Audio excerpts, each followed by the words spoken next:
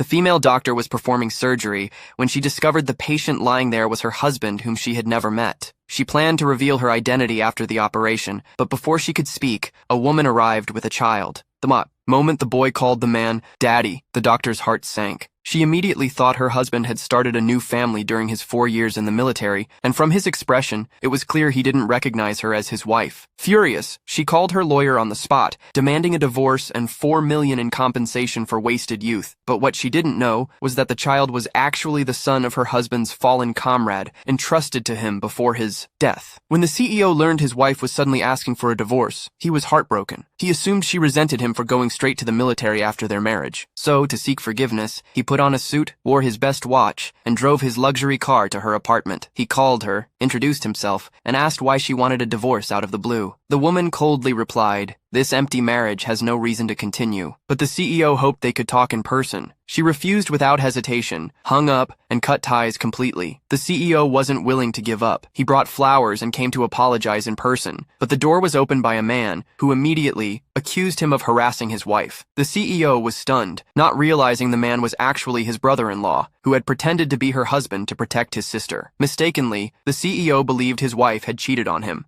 He stormed back to the hospital, called her to agree to the divorce, but said she wouldn't get a single cent of the $4 million. The woman was furious and cursed him for being shameless. But the CEO fired back, accusing her of being unfaithful, and said he would sign the divorce papers the next day. The woman was confused. Since he was the one who cheated first, how could he act so righteously? Just then, the elevator doors opened. They came face to face, and when the CEO saw the doctor's face, he suddenly felt something. He rushed forward to be friendly, but remembering how arrogant he had just been, the woman coldly said she had reassigned him to another doctor and didn't want to interact with someone like him. Then she turned and left. The CEO was puzzled. He couldn't figure out what he'd done wrong. Just then, his friend showed up with snacks. After asking around, he learned the friend had come to thank the female doctor. The CEO quickly grabbed the snacks, insisting he'd deliver them personally to show sincerity. At that moment, the woman was changing after work when the CEO suddenly pushed the door open. He quickly turned around, awkwardly apologized, explaining he was just there to deliver the snacks. But the woman was unimpressed and told him to leave at once. When she accidentally touched his wound, she had to help him sit down and check it. As she spoke harsh words but tended to him gently, the CEO's heart wavered again. He cautiously asked if she had a boyfriend. She replied directly, "I'm already married, but my husband would rather be with his mistress than visit me, even once." The CEO was furious, saying such men were trash. The woman responded with a cold laugh, "You're no different." Just as the CEO looked confused,